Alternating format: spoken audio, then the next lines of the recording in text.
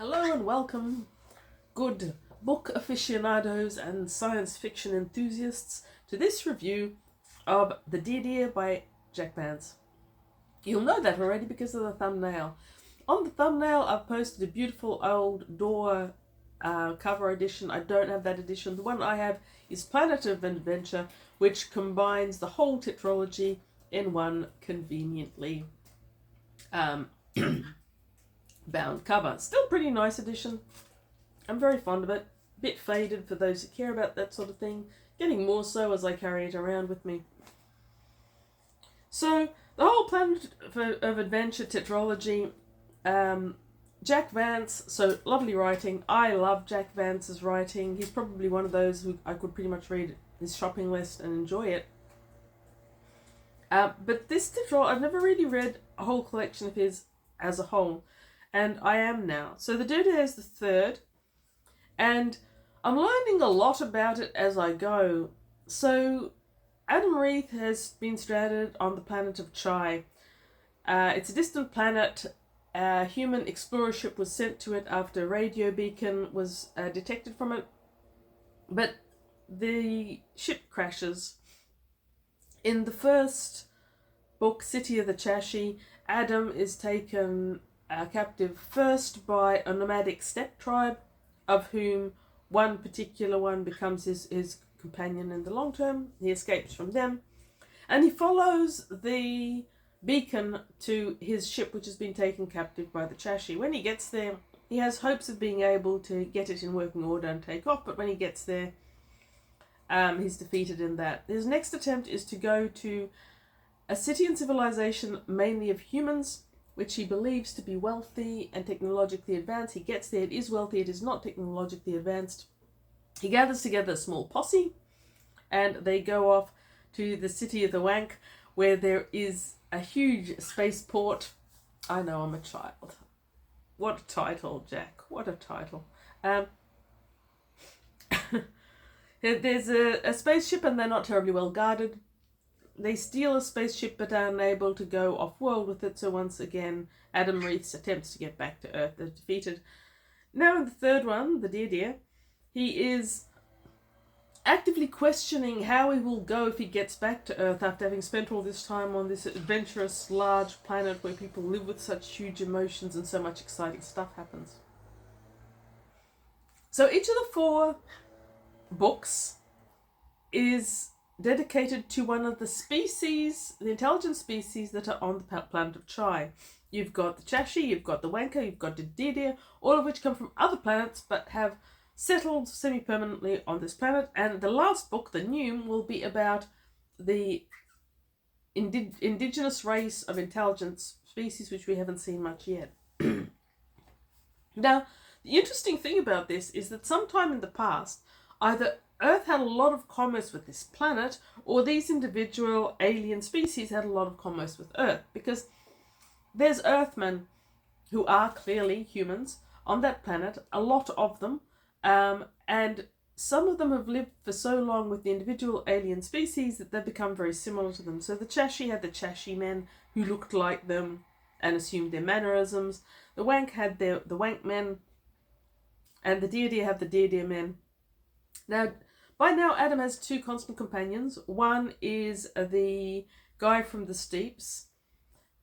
What is his name? Something beginning with T. A character I actually like a great deal, but I do forget his name.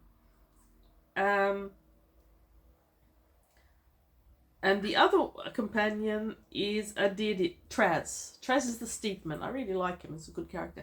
The other companion that Reith has is a Dirdir man. He grew up with a Dirdir. All of these civilizations have all these myths about how humans evolved from the same egg or whatever as their particular alien species, and that's why they're together. Whatever. Anywho. So having failed to successfully get back to Earth in the Wank spaceship, the Dirdir man, who is his companion, Anicho, suggests that they go to this particular city that does have a spaceport and build a ship illicitly in one of the warehouses. He believes they can acquire all they need on the black market, and all they will need is enough money. Now, the general element of commerce on this planet is called a sequin. So in order to get this spaceship, they're going to need a lot of sequins. And this goes into the most exciting and interesting part of this particular book, and possibly the story. I really liked it. The Dirdir are described as strange, almost slightly insectoid creatures.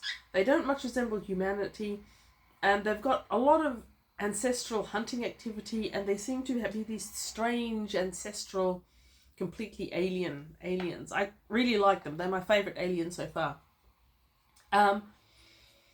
Because they're hunters, they've got this huge preserve where they go to hunt mankind. The reason mankind go to this place called the Carabas is that this main currency, these sequins, grow there.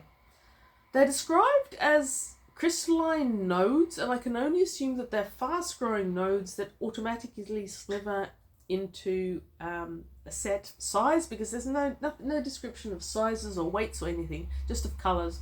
The purples and the reds are worth the most, the really pale ones or the aquamarine ones the least. So Adam Reith puts together this expedition to go into the Carabas to get enough sequins to build a spaceship. Mostly men go in there, they spend the time fossicking for these sequins and trying to avoid the Dirdir who are there to hunt them. If the Dirdir catch them, they do something horrible with a nerve gun and then they eat them. It's a pretty horrible death, right?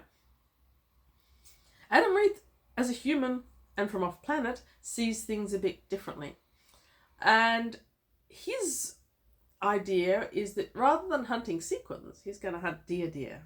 They dig a pit trap and they tempt all these hunting parties of Dirdir who have already back home having hunted and killed humans into the pit trap, and then they take the sequins that they have themselves stolen off humankind. And that works remarkably well. They get a lot of sequins, very high value, and with all this money, as it were, they take off back to this city that Anasho has suggested. The city is Civish. I'm going to say Civish.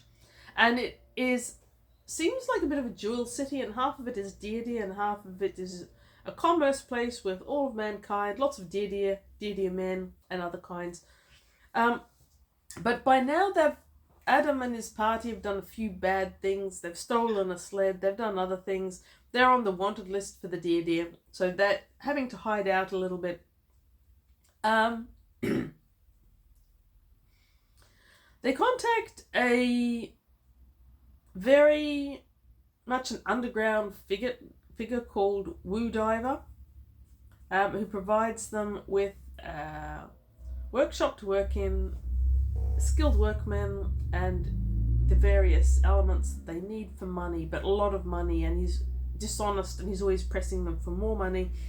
Finally, with the completion of the ship inside, Adam finds that he has to go back to the Carabas to get more sequins, more money, and he does this. While he's away, Woo Diver betrays Anasho to the Dirdir, and there's an exciting rescue scene where he risks everything to go and get Anasho out of this huge glass cage that is actually a hunting preserve as well.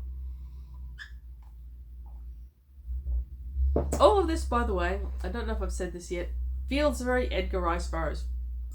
To those of us who grew up on John Carter of Mars, on Barsoom and the Pirates of Venus, all the Edgar Rice Burroughs adventures, Soul Earthman, Foreign Planet, lots of alien species. It's a very similar feel. When I was young, I loved Edgar Rice Burroughs' writing. As an adult, I found it hard to go back to it, but Jack Vance's writing is spectacular, and I didn't realize, I took a break in the middle of reading this book, and I didn't realize until I took the break and came back to it just how jam-packed, action-full every second of this book is. There is never something not happen or being shown or something interesting, and a certain amount of character interaction as well. So it's all the good things. What it isn't is a complete story, in my opinion. So at the end of this, they've managed to do Adam Reith pulls a maneuver that I don't want to spoil for you in case you're going to read it. That means that he gets arbitration through combat from the Dirdir, and when he wins that, they're no longer pursuing him, or so it seems. By doing so, he gets control of Wudiva, but fails to kill him as his two companions both insist that he needs to. So Wudiva is captive in the workshop, where Reith is within sight of finishing off his spaceship, and he doesn't really care what happens to Wudiva, even though both his companions tell him that he's wrong. And that's where the Dirdir just stops. This is the first one. The first two books, The City of the Tschai and Servants of the Wanker, they both felt like complete books, start, finish, plot, events, end. The Dirdir has no actual end because we haven't finished a story arc. We've finished a small battle, but we're still in the same place. Adam Reith has no intentions of leaving. It's probably not really going to change. Basically, the start of the final one, the new, is a continuation. So it doesn't feel like I've finished a book. And because of that, I was going to take a break between the Dirdir and the Noom. I was going to read something a bit different and not go straight into it. But this feeling of not having finished a book has changed my mind. I've started the Noom already. And I hope that works out. I actually feel like I need a bit of a change of pace. I've been reading this genre quite dramatically for a while. I would have liked to go on to something a bit different first. But no. So, thank you for watching my little review of the Dirdir. I chose the cover because of all the covers out there, that one the most reflects the way I imagine the Dirdir. The way Vance describes them is just enough detail to make them feel wholly alien-esque and strange, but not enough to have really paint a picture. And I think that's why if you look through the various covers out there, they're really very diverse. But they do feel a bit like whoever wrote Predator, the movie Predator, or possibly Alien, or possibly Predator versus Alien. I feel like they may have read the Dirdir and had a little bit of inspiration from that. I do thoroughly recommend it. I think the Dirdir could work as a standalone, but I do think you would honestly be better to have the full tetralogy and sit down and read them, maybe with a few breaks like I would like to take. Anyway, thank you for watching. Like, comment, subscribe, or don't like, or don't comment, or don't subscribe. But thank you for watching.